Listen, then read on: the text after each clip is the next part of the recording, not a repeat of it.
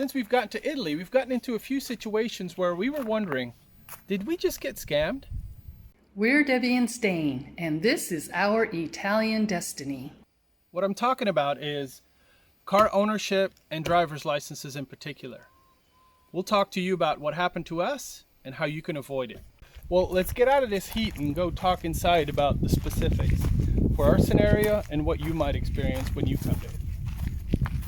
The first thing I wanted to talk about was how we sort of got caught with our pants down with regards to the driver's licenses. We've traveled a lot and we should know this more than likely, but whenever you drive in Italy under an American license, you need to have an international driving permit. Me having a Belgian license, I did not require it. So unfortunately, when we were pulled over by the police, Debbie was driving and it turned out she did not have the international driving permit. As we were struggling through language barrier with the police officers, they offered us a deal. The deal being that if we paid cash immediately, then we could get a discount on the fine.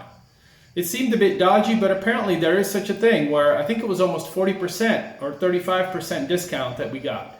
The ticket was still over 280 euros, and of course from that point forward until Debbie obtained the international driving permit, she could no longer drive. So we paid the ticket, we moved on, and we learned our lesson.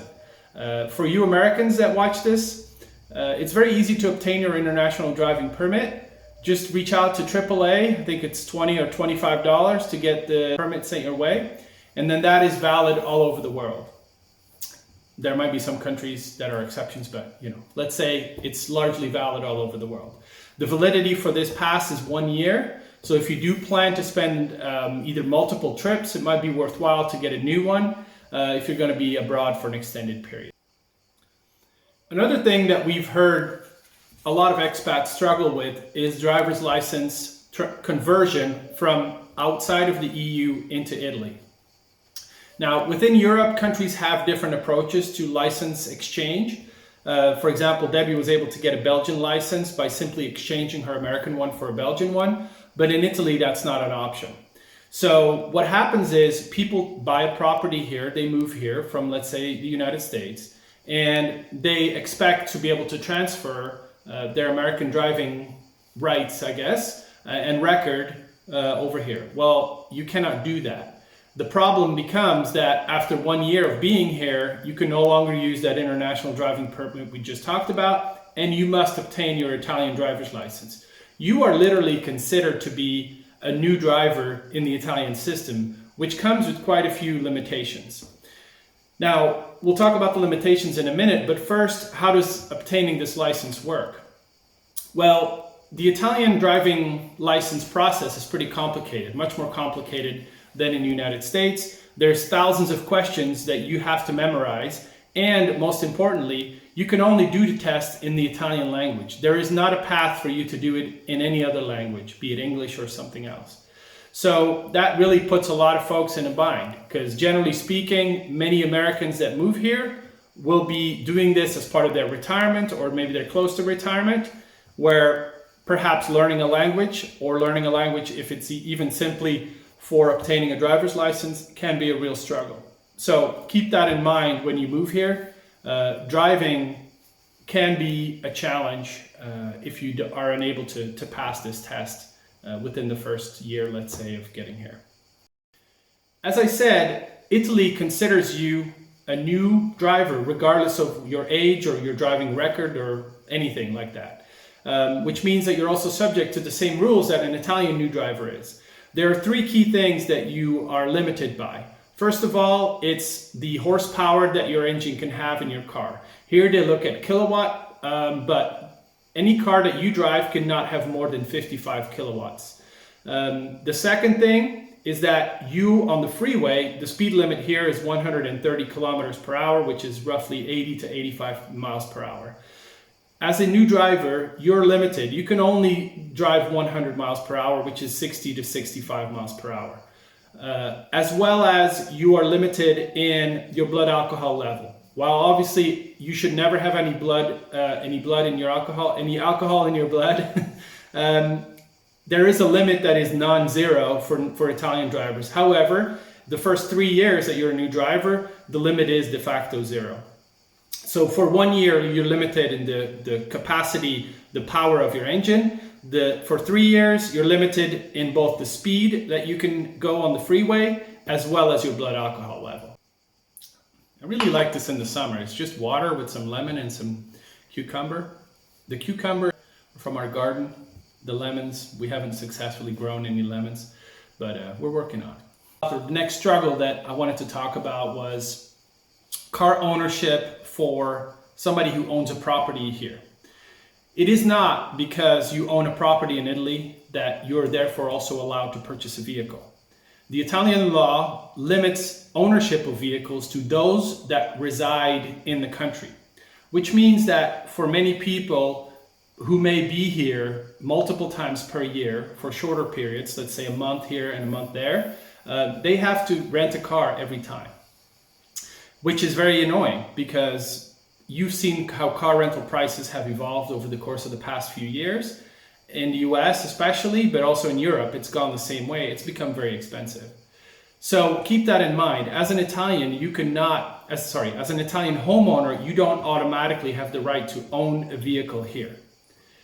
If you're a resident, you can, and there are no limitations. You can buy any vehicle, but again, keep in mind that if you have a recently acquired driver's license in Italy, you may not have access to the full scope of vehicles that are out there. As we just mentioned, we imported our car. So when we first made it to Europe in 2020, we had planned to travel around Europe and we were looking for a used car that we could use for these trips, or for this endless trip, let's say. And we ended up buying, not knowing, we ended up buying an Italian car. So we have a Fiat Tipo, which was from 2019.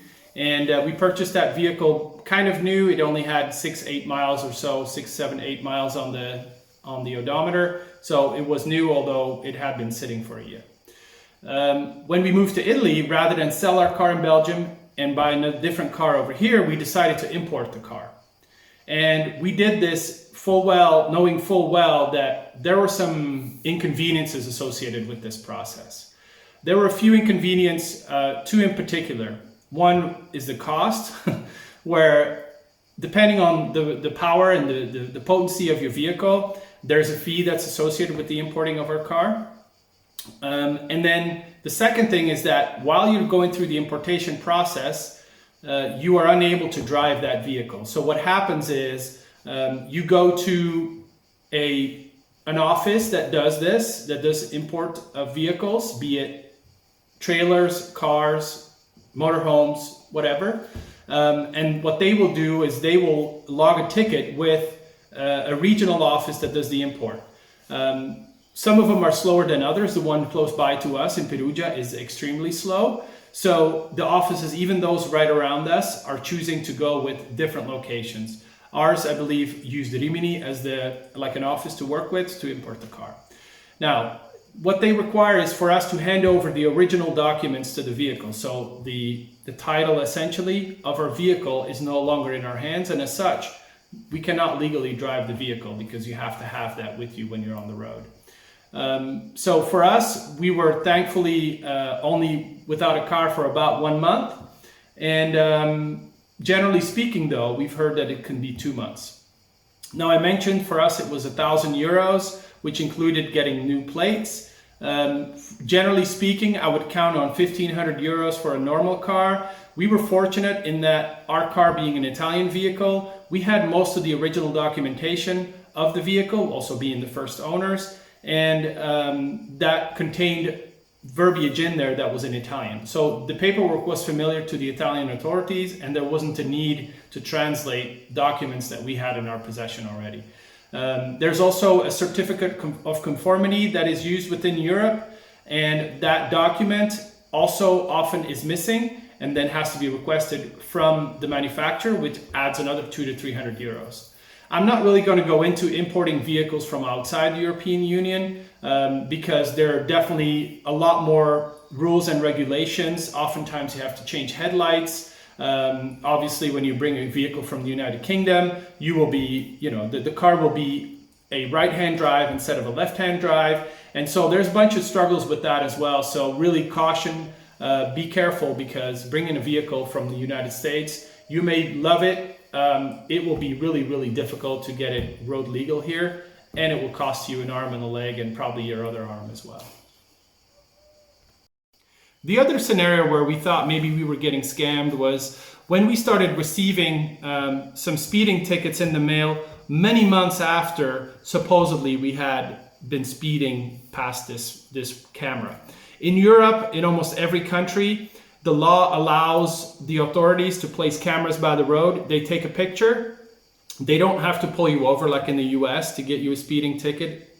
I know in the US there are some cameras as well, but over here it's the common way to kind of catch people speeding. We didn't realize there was a camera in a certain spot. So then this was before we became residents. So wherever the car was registered, the tickets arrived there. We've heard examples of people in the United States as well that would get tickets 6, 7, 8 months after the infraction.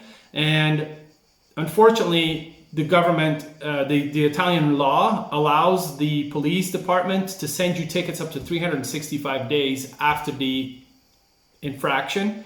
So it wasn't a scam. We did still have to pay. Now there are 3 different prices on the tickets. So when you receive the ticket, if you pay within 5 days, just pay the cheapest price. It's not necessarily cheap, but at least it's the cheaper of the 3 options. So don't think you're getting scammed. That is exactly how it usually happens. It takes the Italians a long time to be able to send your tickets.